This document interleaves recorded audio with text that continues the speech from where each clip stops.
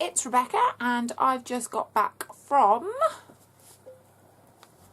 Slaughter in Southwold, which is a crime writing festival that takes place about 20 minutes south of where I live.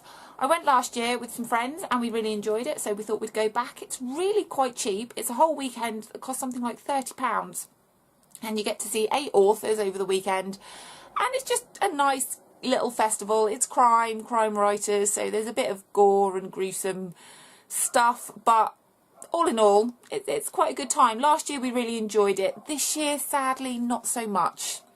There were a couple of authors that really just didn't float my boat at all, and my friends kind of felt the same, which was sad.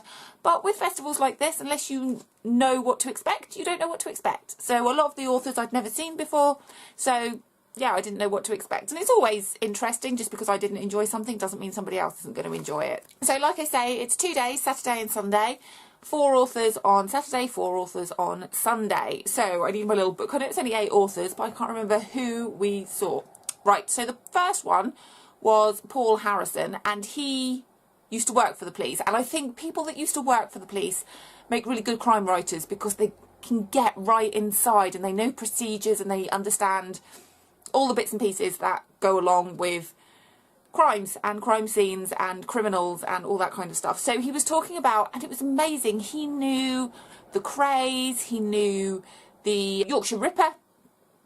There were a lot of serial killers and murderers that only wanted to talk to him. And he said that for some of them he had to go in full stab vests and all this kind of stuff because the criminals were so dangerous. And I can't remember I can't remember who it was. Maybe it was Peter Sutcliffe who had...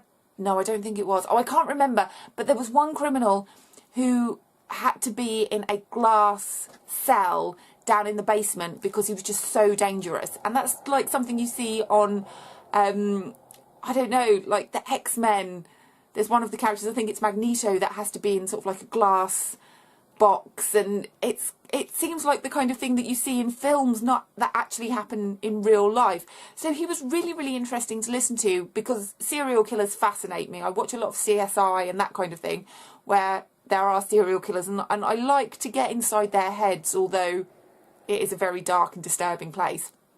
But he was really interesting to listen to because he was talking about his life working in the police and all of these really horrible serial killers that were actually almost friends of his. I think, was it Reggie or Ronnie Kray? I can't remember which one of the Kray brothers wanted him to be there on his deathbed because they'd built up a relationship and he told him secrets and all this kind of stuff that's just really brilliant. So he was really interesting to listen to because it was just an insight into the real world of policing. And he's then decided to take his knowledge of working with the police and his experiences of serial killers to write a book. So that one is called Revenge of the Malachim, Paul Harrison, book 1 of the Grooming Parlour trilogy. So I don't know what that's going to be like. I very rarely read full series. You have to really grab me to read a series. But if it's about serial killers, I am quite interested in it. So I always say I'm looking forward to reading things. You know, it takes me a long while to read them. But serial killers sort of do get me a bit kind of interested because they are peculiar characters. And he was saying that a lot of the serial killers that he'd met were just weedy, nerdy men. They weren't kind of like big and bolshy and frightening. They were, you know, well-spoken and polite and quiet. And it's just such a mind confusion that someone could commit such a horrible crime but actually be very polite and well-spoken and not humble, no, that's the wrong word, but you know, someone kind of unsuspecting. You just walk past them in the street and you wouldn't know. So hopefully he's taken a lot of his knowledge and put it in there. Then after Paul Harrison was Harry Brett, and I'd been looking at his book on the book sale table that morning before I'd seen any of the authors, and his book was set in Great Yarmouth, which is just along the coast. It's a place that I know well. I've been to quite a bit, and it's about like the mafia working out of Great Yarmouth, which I think is just quite weird. I'm not overly keen on mafia type things. That's not something that I read or watch really. But I thought, because it's set in Great Yarmouth, which is a very strange town, you've got the seafront and all the bright lights and the amusement arcades and the ice cream and the donkey rides and all that kind of old-fashioned seasidey stuff. And then you've got the town, and then you've got kind of some really dodgy areas as well. So I just wanted to see what that was like. But he was unbelievably boring. I found him really, really boring to listen to. And I just kind of switched off, which was really, really annoying, because I do like listening to authors and I like hearing about inspiration and how people get published and their writing procedures and all this kind of stuff. But he was so dull, I just couldn't bring myself to buy a book, because I thought, well, if you're that dull talking, are you going to be that dull when you write? So yeah, didn't get a book from him. Then it was lunchtime and we'd bought a picnic, so we had our picnic. And the place where it was held was Southwold Art Centre. And it's right next to a graveyard. And I know this sounds really weird, but I just had a nice, lovely walk around the graveyard. I just find graveyards really quite peaceful and quite lovely. And the sun was shining. And it was just a really nice and interesting place to be. So that was good. And then we came back after lunch. Oh my goodness, Mrs. Muggins. Then it was MJ Arledge. And oh, you can't even see here, I've got MJ Arledge's books. I've only read 2 of them, but they are just absolutely brilliant. I think it's Helen Grace. Yep, D.I. Helen Grace is his detective. And the books are just so twisted and dark. The first one, Eeny Meeny, really, really hooked me. And the great thing about his books is that the chapters are short, which means you just keep reading, because you think, oh, I'm just going to read the next chapter. Oh, it's only 2 pages. Oh, the next chapter's only 1 page. The next chapter's only 3 pages. So you really read quite quickly, which is brilliant. So like I said, I've only read the first 2. I've got 1, 2, 3, 4, 5 of his books. Oh, you can't see them there. I'm not going to take them down because everything will fall on my head. But I really, really like them. And although they're all in paperback, and I had to buy a book because you just have to, especially when it's an author you really, really like. And I do enjoy his work, and he was very interesting to listen to. So I did buy a book, and it's a hardback book.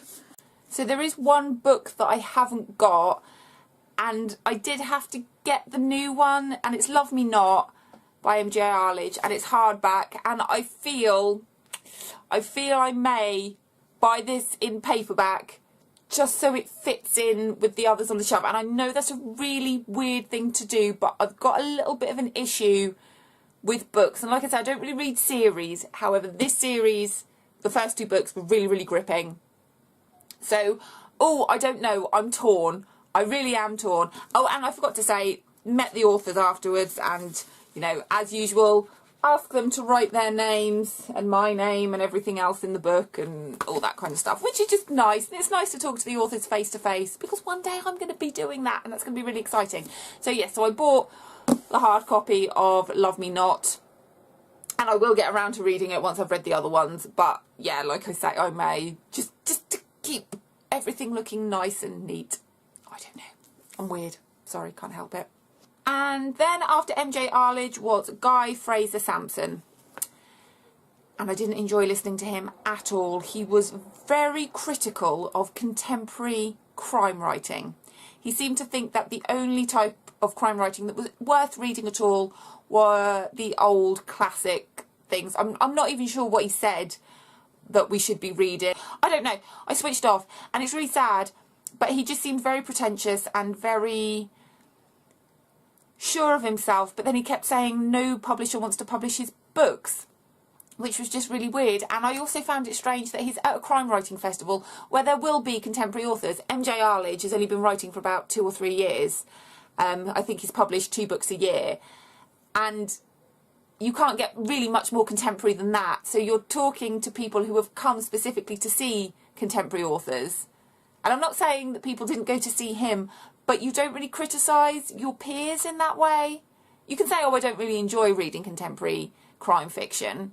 Or, oh, what's it? Is it called? It's not called armchair crime. What's it called? Where it's just kind of fluffy crime. I can't think of the actual word for it. But he was being very, very critical of those kind of things, that like MC Beaton, I don't know, maybe even Agatha Christie, I don't know, but kind of crime where it isn't gritty and dark and bloody and that kind of thing, where it's, you know, kind of Miss Marple or something like that. He was just being really critical of all crime writers. And I think if you enjoy a book, no matter who wrote it, no matter what genre it fits into, as long as you've enjoyed it as a reader, where's the problem? I don't know. So I just found him very, very difficult to listen to and very, I don't know, just didn't enjoy it at all. So obviously I didn't buy a book from him. And then we went and got some fish and chips, which was nice, and we sat down by the sea, and it was so warm and so lovely. And I just didn't want to go back, but we had bought tickets to do the quiz, which is always fun. I'm never very good at quizzes, although we did win last year. But this year we came 5th or 6th, but it doesn't matter. It's all fun. Loads of things we didn't know the answers to. And I decided to practice speaking with a Liverpudlian accent, because as you all probably know, having listened to East Pointers, my accents just aren't that broad. East Pointers, if you don't know, is a radio programme that I do with my friend Jane. It's a comedy soap that we write. Actually, it fits in quite well because lots of crimes happen in this. We've had a dog snatcher and there's been a murder recently, so that does fit in quite well with the whole crime writing weekend. So for that whole evening yesterday, I was speaking with a Liverpudlian accent. I'm not going to try now because I probably will embarrass myself. I don't mind doing it for the radio because you can't see my face. But that just made the whole night really, really interesting. And then we went home and came back this morning, and the first author that we saw was Ruth Dugdale. And I don't know where my Ruth Dugdale books are. Oh, there's one here, Humper Boy B. I've seen her a couple of times. Really nice lady, and she's so enthusiastic. When she's on the stage, she just really projects herself, and she just seems so excited about what she does. She used to be a probation officer, and she's used that as her kind of leg up into the world of crime writing. So she doesn't focus on the police or detectives, things like that. She's got a probation officer in each book, and she focuses on the criminal. So it's not, can you guess who done it? It was, we know you done it. Good grammar there. We know you done it. We want to know why you done it. So that's a really interesting take on it. And I think I've got all of her books, bar one. But then I did buy My Sister and Other Liars, which is about a girl whose sister was attacked and is beaten up, and she kind of loses her memory and this kind of thing, and the sister wants to try to find out what's gone on, who has done it. And Ruth was saying that it's also about how communities keep secrets, and that was one of the books that I got from Chipping Norton. I think what was it, We All Begin as Strangers by Harriet Cummings, again was about keeping secrets in communities and all that kind of stuff. So I find that quite gritty and quite interesting. So that sounded quite good. Again, I will get around to reading it when I get around to reading it. But, you know, when you're there, you have to buy the books. It's only fair. And then after Ruth, there was a discussion between John Nightingale and John Sutherland. They were just two old men sitting on a stage, not really speaking clearly. They were very posh, but they didn't seem to want to open their mouths when they spoke, so it was very hard to hear. They kind of burbled a bit, and I wasn't too sure what they were talking about. And it was quite annoying because I think it was John Nightingale's book, The Appearance of Murder. I'd read the blurb, and I thought, oh, that sounds quite good. But again, I didn't enjoy them speaking, so I didn't really want to buy the book. I may read it from the library, I don't know. But they were just... I don't want to say dull, because that's unfair, because I know other people were enjoying their talk, but just for me it wasn't dynamic enough, it wasn't exciting enough. They were just sitting on the stage talking very quietly with no enthusiasm for their job and no excitement about the amazing things that happen in crime writing. It fell very flat for me, so I didn't enjoy that one at all.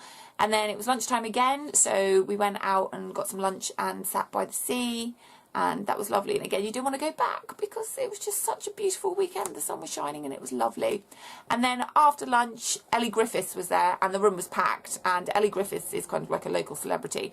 And I've read one of her books, The Crossing Places, and I read that years ago and I didn't enjoy it. So I'm not really going to read any more of the other books because I read it, but it just didn't kind of appeal to me. And there's a series of them. I think there's 9 in the series at the moment. But she seemed absolutely lovely. And again, a bit like Ruth, she was very excited and passionate and eloquent and very well spoken. and just the words that came out of her mouth were just, it was just lovely to listen to her. So I'm kind of annoyed that I didn't like her book, because she seems just so nice, so down to earth, and just happy to talk about everything. And she had a history, and she spoke about her family, and you could just see that she really enjoyed her job. She really enjoyed being a crime writer. She really enjoyed getting her teeth into her characters and her stories and her plot lines and all this kind of stuff. But like I say, I didn't enjoy the book that I read years ago. So as it's a series, I don't really want to kind of buy any more, because I just might not enjoy them. So that was just a bit annoying, but I did enjoy listening to her speak. So that was a good thing. And then I just felt really sad for the last author, Isabel Gray, because everyone had gone to see Ellie Griffiths and the room was packed. And then when it was Isabel Gray to come on stage, pretty much at least 50% of the room had left. So they were clearing away all the chairs. So Isabel Gray kind of got up to a half empty room. But she was really interesting as well. And I'd read the blurbs of some of her books, and I thought that they sounded really, really good. She was quite quiet, quite unassuming. This is what I like about crime writers. They're either really friendly and chatty and cheery, or just quiet and unassuming. And I just find that brilliant, that they've got all these dark crimes going on in their heads, and it's all really twisted and bloody and serial killer-ish. And it's just, the people and the ideas just don't match up. So she was just very a well-to-do lady, but she was very, very interesting. And she said that her series of books, because she's written 2 books that stand alone, but her series of books are set in Colchester, and I used to live in Colchester, so I like reading about things that I'm familiar with. So the 2 that kind of stand alone are Out of Sight and The Bad Mother, and they just sound quite interesting, and they were only £3.50 each, so I don't mind paying out that, even if I'm not sure, but they sounded really good.